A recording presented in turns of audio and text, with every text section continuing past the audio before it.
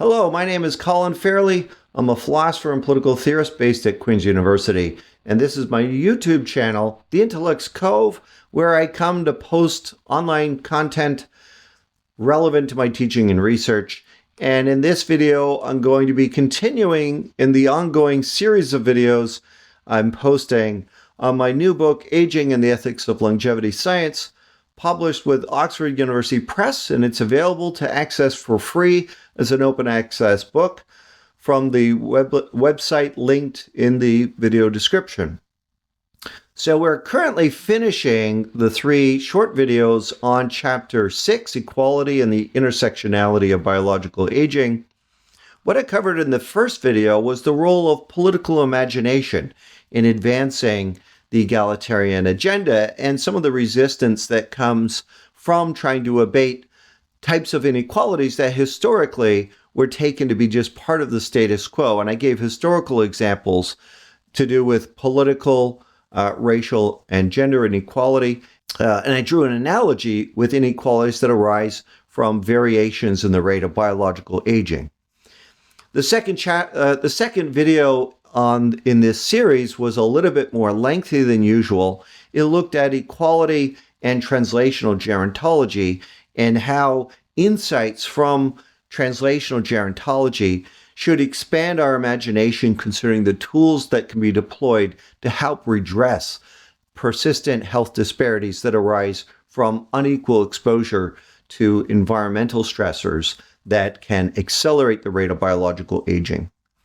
In this third and final video on Chapter 6, I'm going to offer a few reflections on the public trust or lack of trust in science and the medialization of the profession.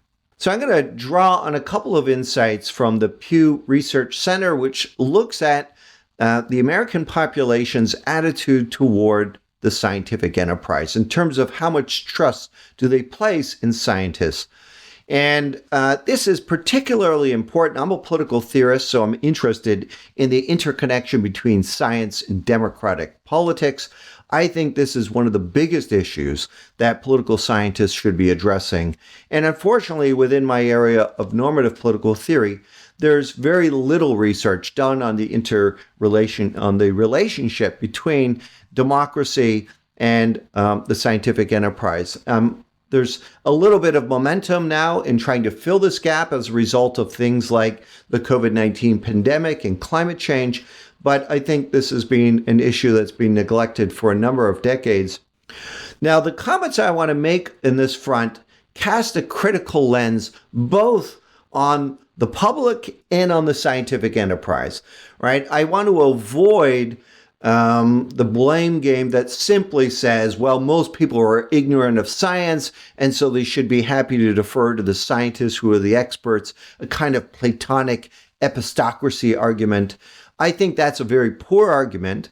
I think there's a responsibility that falls on scientists to be effective communicators and to be ensuring that when they enter into the political forum, that they're being truthful and honest about the nature of the particular issues that they're addressing. They don't over-exaggerate or present in an overly confident manner. The public are not stupid, and they realize when scientists are over-exaggerating or perhaps conjecturing about something that's more speculation than actual science. So I want to cast a light on both of these things.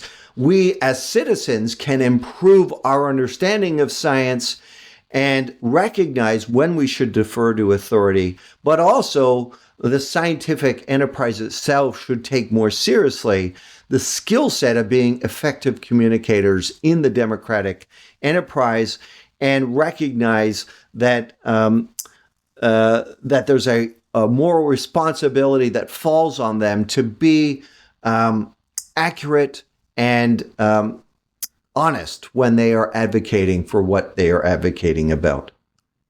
I've taken a snapshot of a few of the surveys done on the American confidence and trust in science, and we see that this has changed over time from pre-pandemic to the current context. The first survey asked the U.S. adults what their confidence was that scientists are acting in the best interests of the public.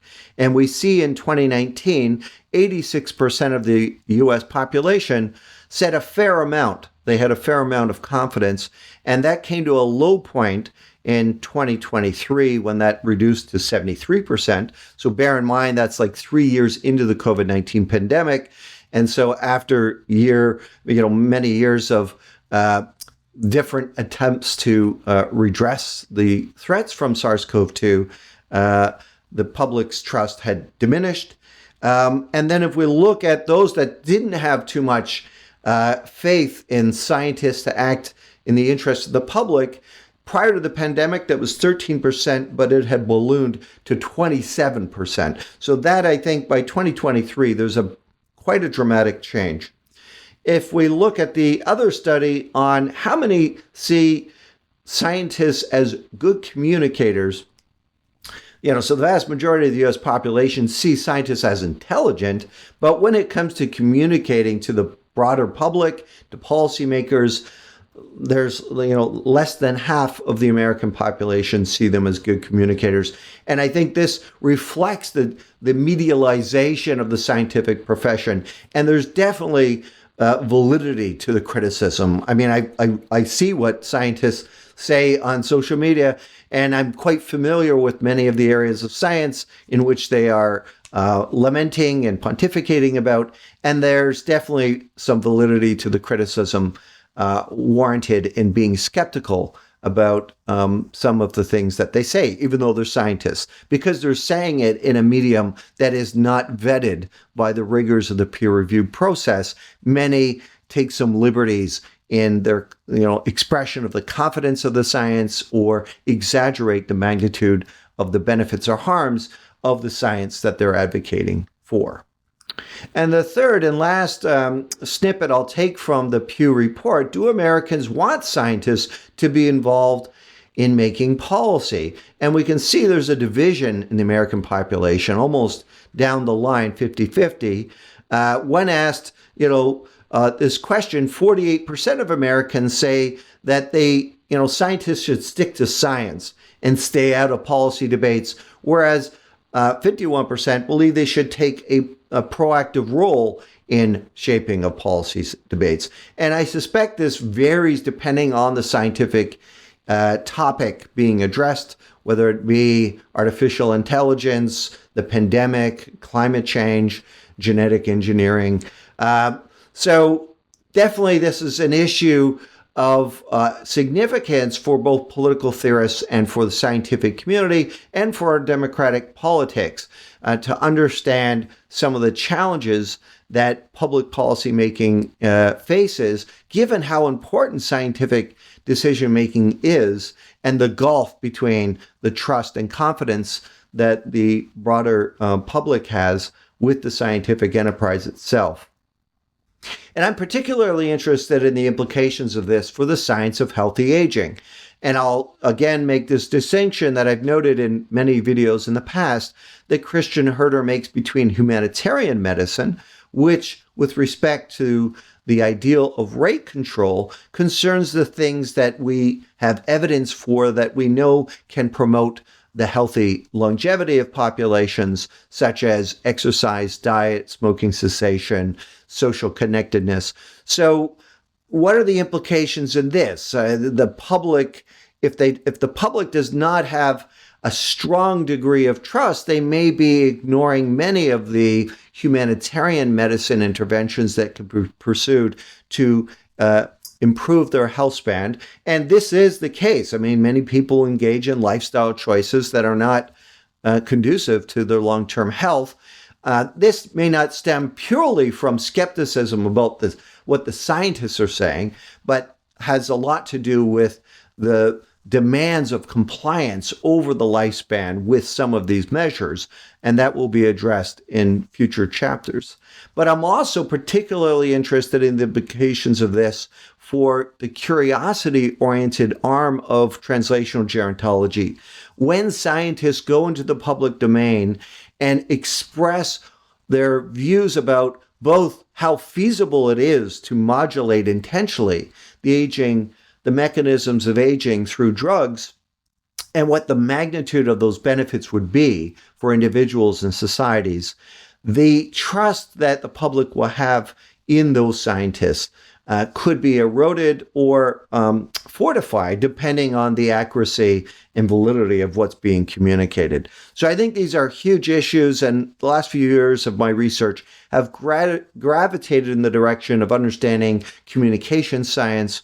And I think this is a really fascinating topic and likely to influence my research over the coming years. And in particular, I think I want to expand my interest to artificial intelligence. I think this issue about science communication and AI really is, at the moment, the dominant theme. I mean, 10 years ago, it was climate change and climate science, but I think the same the same issues are now being played out with, dystopic and utopic predictions about the impact of AI.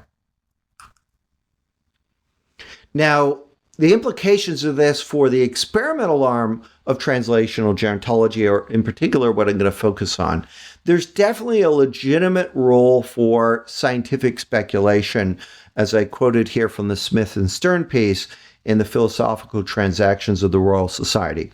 It's often deprecated within science, but it can be of value to policymaking as long as it's clearly labeled as speculation. So as I will note in, for example, the chapter on the war against cancer, many scientists speculate that you can eradicate cancer. That's a speculation. We haven't yet scientifically demonstrated that you can eradicate cancer, though there are some species that have very high resistance to cancer, such as the naked mole rat, and some individuals who live beyond a century of life, so centenarians and supercentenarians, seem to have greater resistance to the onset of cancer. But the geroscience hypothesis, the claim that you can target the mechanisms of aging through pharmacological interventions, is, I would argue, an area of scientific speculation at this moment, at least in humans. It's been demonstrated in animal laboratory experiments, but whether or not it can be done in humans is something that is currently being explored. So scientific speculation helps direct the course and speed of medical innovation, right? If we didn't have somebody saying there's some innovation that's worthwhile pursuing, no innovation would take place. And it can influence where the lion's share of limited public investments are allocated. So most of the speculation that we're most familiar with, we don't even see it as speculation, concerns things like the eradication of diseases. So during when the COVID-19 pandemic began, there were some who said that you could have COVID-0, that it could be eradicated. This was a scientific speculation. There's some that contend that you can eradicate cancer and Alzheimer's. These, again, are scientific speculation, but they have a huge influence over the allocation of public funds for biomedical research. So cancer researchers, for example, have been very good at advocating for getting more funding to redress cancer. What makes such speculation scientific versus baseless conjecture is that there must be a credible empirical basis for that speculation. And this is where I think translational gerontology is on good footing. It has a century of experimental research that has demonstrated that aging, the rate of aging, is malleable, influenced by genetics, environment, lifestyle, and pharmacologically.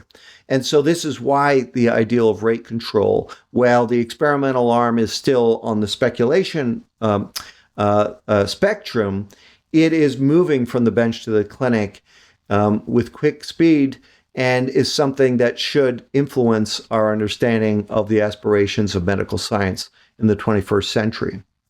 However, this is rife with problems. And when scientists go into social media and start articulating what the ideals of rate control can deliver, this is where we run into problems where the trust in the actual science of healthy aging can quickly be eroded because you can have people promising things that have no empirical validity or are premature at best in terms of being presented as facts rather than recognizing that there's a lot of epistemic uncertainty that still pervades the aspiration to realize rate control. So in particular, in the book, I emphasize the impact of the medialization of the science profession. This is a new phenomenon just in the last few decades where scientists can take to forums like Facebook, Twitter, now X, and make claims that may have scientific validity or may transcend the scientific credibility of what the field actually has empirical evidence for. And yet, because they're scientists, that may carry more heavy weight in terms of influencing the public's understanding of the issue, whether it's climate change, COVID-19 pandemic, artificial intelligence, or the science of healthy aging. So scientists often directly communicate to the public on social media with claims that are not subject to the rigors of the peer review process. And this creates a big problem for wisdom inquiry science. So because I followed the scientific publications on translational gerontology for 2 decades, I see this disconnect between what you'll find published, say, in journals like Nature Aging or the Journals of Gerontology or the Journals of the American Geriatric Society, and what somebody might post on X, for example, or Blue Sky, where there's the rigors of the scientific peer review process don't apply. But because some of these people include very prominent, including some of the most prominent scientists on the science of aging, they can make these claims in social media, and many of the audience will take that as an authoritative claim, even though such claims would not appear in published scientific journals, because reviewers would say this is more speculation going beyond what the empirical evidence substantiates. And the motives for this can range from morally, there might be some morally laudable aspiration from behind it, that perhaps they're trying to advocate for greater funding of legitimate scientific areas of research. But there can also be morally spurious motivations, such as just boosting their own social status within the scientific enterprise, or to get funding simply for their own scientific labs, or buying their books, or signing up for their healthy longevity regime that for a price they will share that information with you and put you on your own personalized live forever regime. So this really is a predicament for science of the 21st century. It applies to all areas of science, but it's particularly amplified in the science of healthy aging, because that is one where most people are interested in it, and so will consume whatever so-called health experts will peddle to them in terms of how to sustain their health for a longer duration of time. So in past videos, I shared this image which appears in the book, which kind of captures the predicament of public policy decision-making in democratic societies. We have scientists working on facts and theories. There's a lot of epistemic uncertainty. It's kind of 2 steps forward, 1 step back type of thing.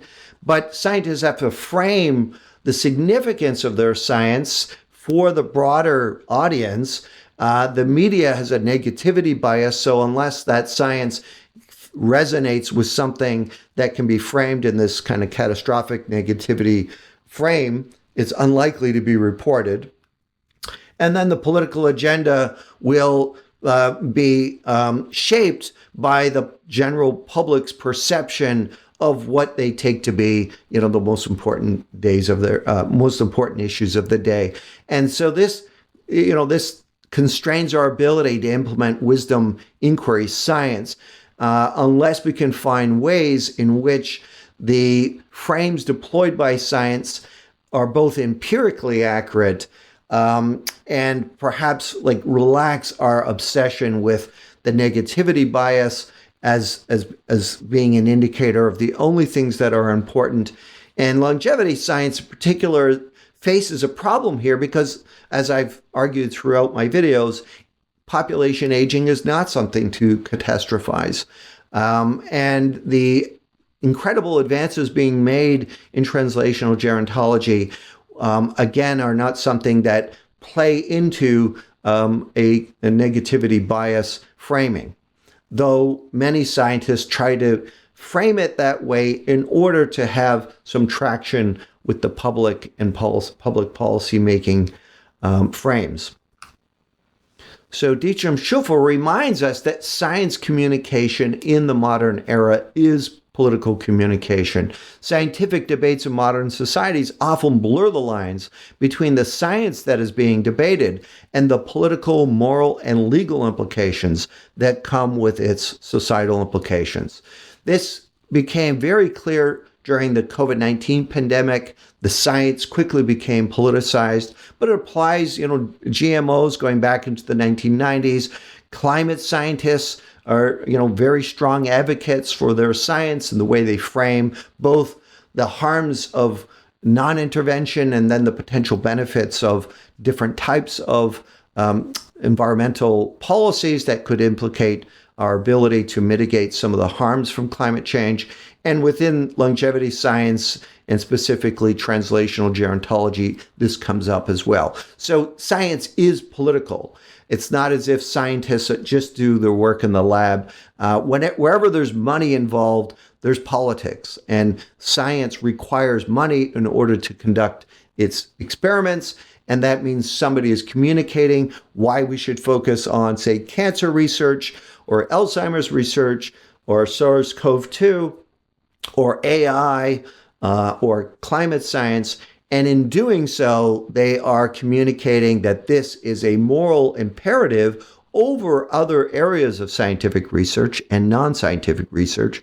And this means then that they are going to be engaging in some speculation about the potential benefits of realizing the science and the harms of not prioritizing the science. And if the Pew survey on the public's assessment of how effective scientists are at communicating, they basically get a failing grade because less than half of the American population believe that scientists are effective communicators. So one of the messages I'm trying to convey to the scientific enterprise is to invest more seriously in science communication as part of the training for scientists, given the medialization of the scientific profession. They're going to be interviewed by journalists. They're going to be posting on social media. And you want to make sure that such communications don't diminish the trust and confidence in the scientific enterprise. And unfortunately, because it's a kind of anything goes attitude at the current moment, there can be a lot of damage to the scientific enterprise that stem from a lack of effective communication skills. So how does this play out for aging? Given the predicament of the medialization of science, aging researchers, and in particular those working in the field of translational gerontology, who are working towards the development of geroprotective drugs, have to find a way to communicate why this area of science is important. They face a Herculean task because of the dominance of the war against disease. So the first thing I've noted in previous videos, no one officially dies from aging. So automatically, translational gerontology is denied the frame of just saving lives, right? If nobody dies of aging, that area of medical research is not seen as saving lives. And so it's going to be by default a low priority given the plurality of other things that are lead to the death of humans.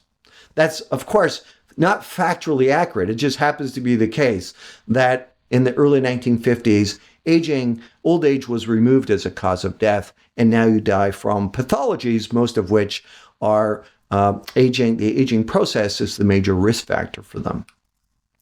And secondly, aging is not a disease. And this has caused internal debate within the field of gerontology, as some argue that, well, we need to start to classify aging as a disease in order to facilitate the targeting of drugs for the aging process and to ensure that translational gerontology is able to compete on a level playing field with the advocacy for specific diseases such as cancer, heart disease, and stroke. And throughout my book, I resist the pathologizing of aging. Instead, I ask us to remain plastic in our understanding of the ecology of ideas of public health and to see that it's really the aspiration to improve our health that matters, not necessarily conquering every disease. But there's no pre-existing, concise communicative frame, like saving lives, that translational geroscience can invoke. And this then creates a real challenge for the field in terms of how to communicate it. And so what we find is a lot of noise in this area of rate control, where some people talk about things like immortality, some talk about radical life extension or never aging. Others just talk about the humanitarian medicine variants of rate control, such as exercise and diet. And my book at least tries to help geroscientists get some clarity and precision in terms of communicating what the benefits of rate control are likely to be. So this was the focus of a previous video I published already on YouTube, Why Pursue Rate Control, which is one of the first videos that I published on this topic on my YouTube channel. And I'll just quickly summarize the thrust of that video. I started with the insight by George Miller that all audiences have a limited attention span, right? So this is one of the problems, is that you have to catch the attention and keep the attention of the audience, but we easily get distracted, especially in the digital age where we're all looking at our phones or distracted by the evening news. Some catastrophic event is occurring somewhere in the world every day, and the audience then turns their attention to that and they quickly forget about what that issue was. So how do you frame, biological aging, and how do you communicate the benefits of translational gerontology in a way that can get and keep the audience's attention? And Miller contends that basically 7 bits of information plus or minus 2 is all that you get before the average audience member is going to be distracted and learning, focusing on something else. And so I picked 6, right? The magic number -1. 6 benefits of translational gerontology that I believe the field can rally behind that will effectively communicate not only to the public, but to policymakers why the aspiration of rate control is so critical to the global population in the 21st century. I won't recap all of these. I'll briefly list these here, but the central goal is to improve the quality of life throughout the adult lifespan and compress the gap, which is currently nearly 10 years between lifespan and health span, right? So unfortunately, the war against disease is exacerbating this gap because we're surviving longer than we're surviving in terms of healthy life expectancy. And we want to address this disparity by increasing health span and shrinking the lifespan health span gap. And targeting aging, the rate of aging, is, I would argue, the most effective way of doing that.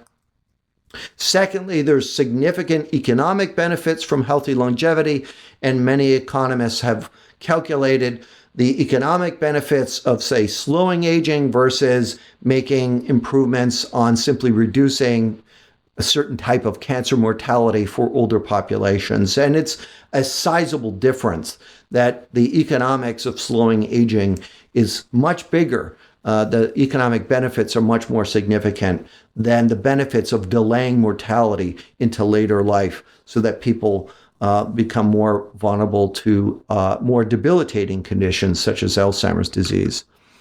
I also posted in the video for this chapter that the development of geroprotective drugs might help us be able to more successfully redress persistent health disparities from those that are exposed to the environmental stressors that accelerate biological aging, right? That we can both champion the goal of trying to redress the inequalities that arise from unjust social structures by tackling those social structures, but we can also boost the biological resilience of those who will be most vulnerable to those unequal exposures by developing geroprotective drugs that help them avoid the adverse health effects from accelerated biological aging.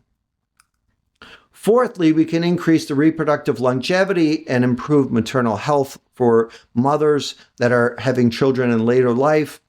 That's going to be the focus of the next video on Chapter 7.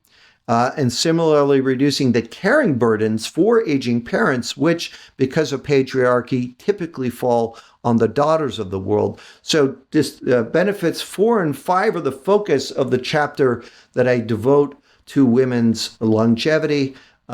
There's some distinctive benefits that could be realized for the women of the world by slowing the rate of biological aging. And finally, the last benefit, which is the focus of the final 2 chapters of the book, is on planetary health more generally. That as we narrow the gap between lifespan and health span by slowing aging to increase the health span and compress morbidity, this will be beneficial to planetary health. And I also talk about some of the benefits that translational gerontology might offer for companion pets. So this concludes, this video is a little longer than I anticipated, but as you can see, there are a lot of fascinating issues around trust and the medialization of the scientific profession and its significance for democratic politics. And I really encourage my colleagues in political theory to invest more of their efforts into theorizing around the tenuous connection between the scientific enterprise and the state of our democratic politics. It's so easy to simply just criticize people for being ignorant of science and idealizing the scientific enterprise. But I've tried to cast a critical light on both of these. I think we do need to develop a population that are better critical thinkers to recognize like reliable authority and questionable comments on social media. But I also believe that we need to work on improving the communication of the scientific enterprise itself so that scientists are much more effective communicators, accurately portraying what their science may deliver. In the next video, I will be doing a deeper dive into the topic of women's health and longevity.